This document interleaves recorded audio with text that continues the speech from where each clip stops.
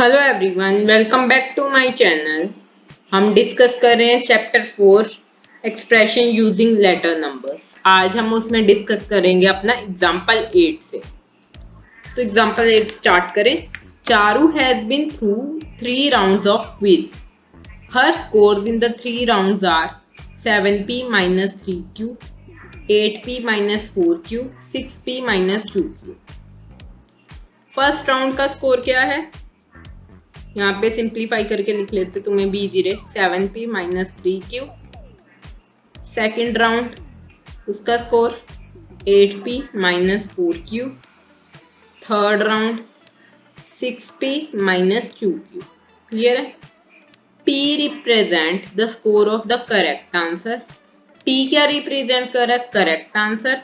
q represent the penalty for the incorrect answer. और p q क्या represent कर रहा है?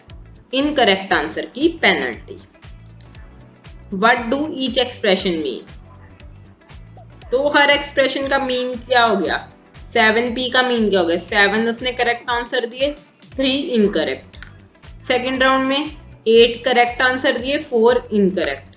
थर्ड राउंड में उसने 6 करेक्ट आंसर दिए, 2 इनकरेक्ट आंसर दिए।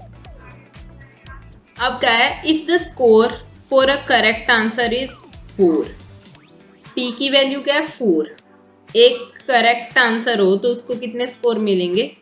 4। और penalty for the wrong answer is 1। अगर इनकरेक्ट आंसर हो तो उसका एक मार्क कट जाएगा, -1। ठीक है? We can evaluate this expression. तो फर्स्ट राउंड में उसके स्कोर कितने हैं? 7p minus 3q। 7 को किससे मल्टीप्लाई करेंगे? 4 से। और 3 रॉन्ग आंसर, तो 1 उसका कट जाएगा।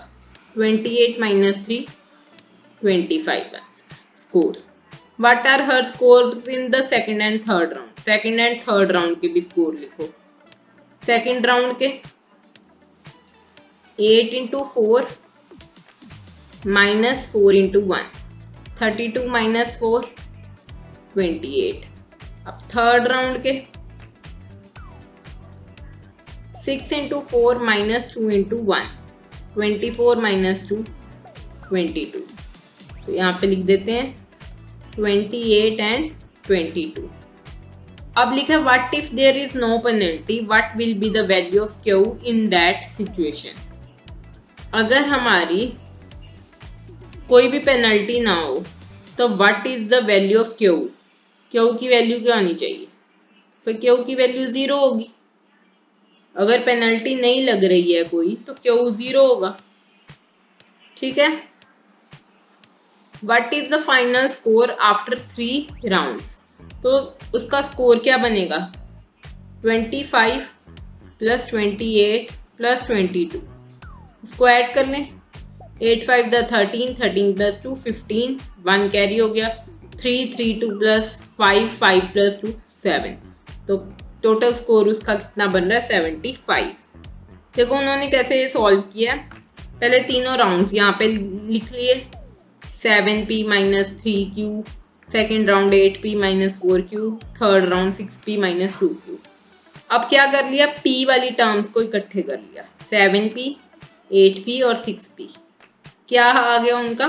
21p। और q वाली टर्म्स को इकट्ठे कर लिया। 3q, 4q, 2q। उनको ऐड करके क्या आया? 9q। अब उसको माइनस कर दी। अब उसकी एक्सप्रेशन क्या बनेगी? 21p minus 9q। ठीक है? Charu total score is 21p minus 9q। Her friend Krishita score is 23p minus 7q। और उसकी फ्रेंड थी, उसके स्कोर कितने थे? कृषिता के 23p 7q। Give some possible scores for Krishita in the 3 round so that they are add up to give 23p minus 7q। अब कहते possibly उसने कैसे स्कोर किया होगा तीनों राउंड में, तो उसके स्कोर ऐसे बने 23p 7q। चेक करें। Second round, third round. तो फर्स्ट राउंड में क्या हो सकता है? उसके स्कोर में भी 9p और 1q हो। और सेकेंड राउंड में उसके में भी स्कोर हो कि 8p 4q, और थर्ड राउंड में उसके स्कोर्स ऐसे हों 6p और 2q। चेक करें कि क्या उसके अब हमारे स्कोर्स 23p और 7q आ रहे हैं। अब ऐड करें 9p minus 1q plus 8p minus 4q plus 6p minus 2q।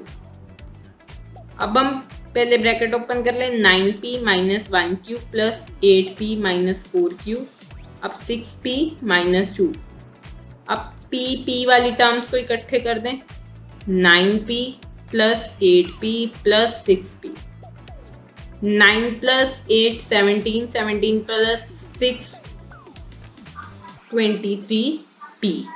ये 23p तो आ गया। आप चेक करें q वाली टर्म्स, तो क्या आया 1 प्लस 4 प्लस 2 q, तो क्या बना 4 प्लस 2 6, 6 प्लस 1 7, 7 का q। तो हमारी टर्म्स आ गई 23p माइनस 7q। तो ये पॉसिबल स्कोर हो सकते हैं कृषिका के। कैन वी से who scores more, can you explain why.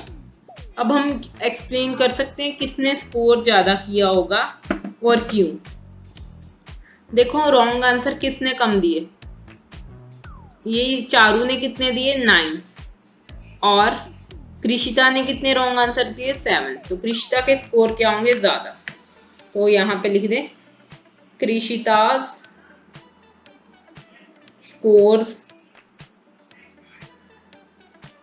More because she has less incorrect answer।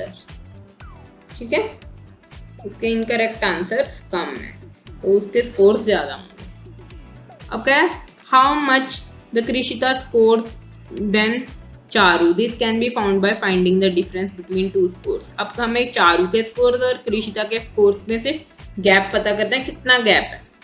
तो टर्म हमें लिख दी। अब ब्रैकेट ओपन करें, क्या बनेगा 23p 7q minus 21p and 9q। 23p minus 7q bracket open की, 21p नेगेटिव आ गया क्योंकि बाहर नेगेटिव का साइन था, अब ये नेगेटिव नेगेटिव पॉजिटिव हो गया 9q। 23p में से 21p को माइनस किया, देन माइनस का 7q प्लस का 9q। 23 में से 21 को माइनस किया 2p, और प्लस माइनस माइनस 9 में से 7 को माइनस किया 2q। ठीक है, और 2q प्लस का। सिंप्लीफाई दिस एक्सप्रेशन फर्दर, तो हमने फर्दर एक्सप्रेशन को सिंप्लीफाई करके अभी यहाँ पे शो कर दिया। क्लियर है। अब नेक्स्ट है example 9। Simplify the expression 4x plus Y minus Y. अब उसको एक्सप्रेशन को देखो, ये सिंप्लीफाई करना है। तो पहले क्या करें, हम 4 को x और 4 को y से मल्टीप्लाई कर दें, क्या बनेगा 4x 4y और माइनस का बाहर।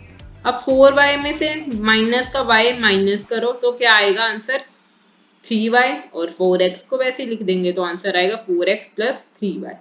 नाउ एग्जांपल 10 है, are the expression 5u and 5 plus u are equal to each other. क्या ये एक्सप्रेशन इक्वल है 5u और 5 plus u? No, because 5u कैसे बनी है, 5 को मल्टीप्लाई किया u के साथ, और दूसरी एक्सप्रेशन में हम 5 को प्लस कर रहे हैं u के साथ। क्लियर है। अब कह रहे हैं fill in the blanks below by replacing the letter number by the numbers example shown below.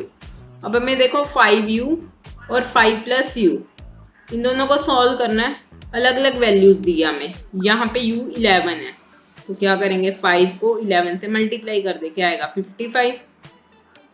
अब यहाँ पे u की वैल्यू 5 है, 5 इंटू 5 25, इधर 5 की वैल्यू क्या है 8, तो 5 इंटू 8 40।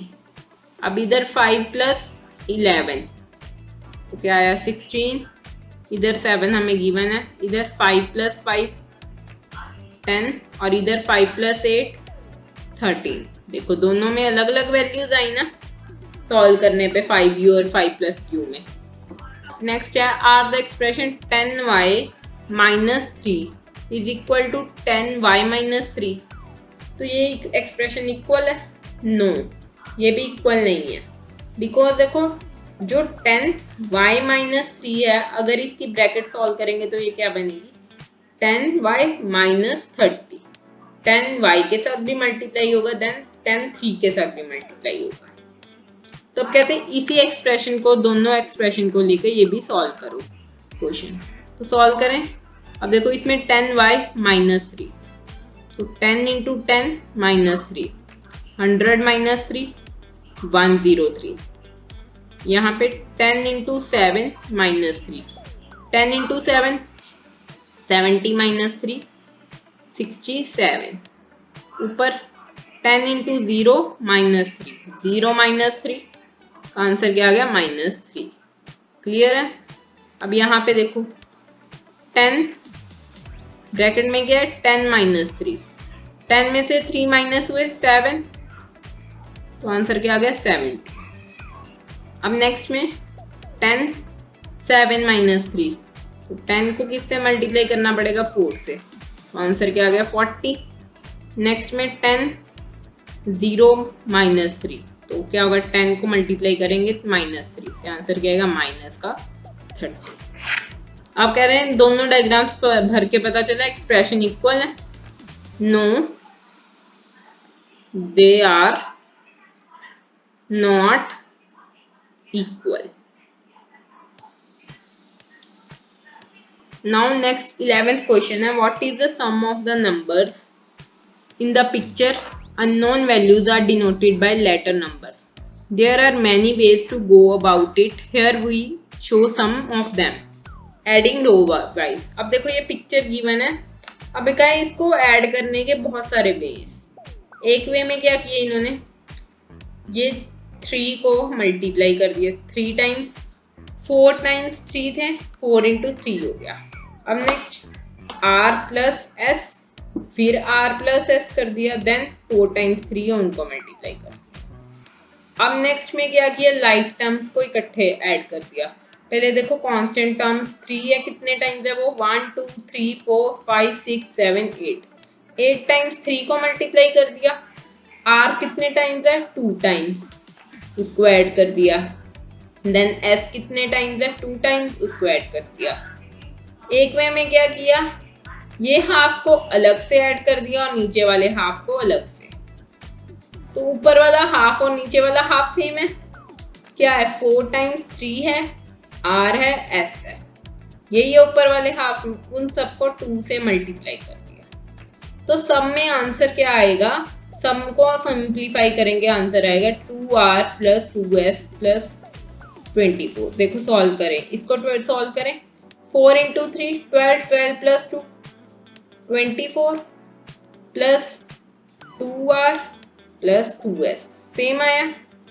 अब इसको सॉल्व करें, 8 × 3 24 plus 2r + 2s same answer आया। नेक्स्ट को सॉल्व करें, 12 + r + s + 12।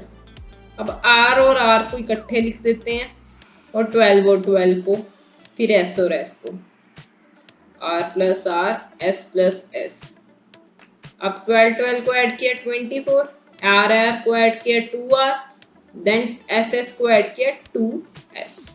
सेम आंसर आया, सेम केसेस में सेम आंसर आया। अब नेक्स्ट फिगर इट आउट के क्वेश्चंस है। अब ये हम नेक्स्ट वीडियो में अपनी डिस्कस करेंगे। ये वीडियो यहाँ तक देखने के लिए थैंक यू। वीडियो को लाइक करें, शेयर करें अपने फ्रेंड्स के साथ एंड चैनल को सब्सक्राइब करना ना भूलें। यहाँ तक वीडियो देखने के लिए थैंक यू एंड बाय।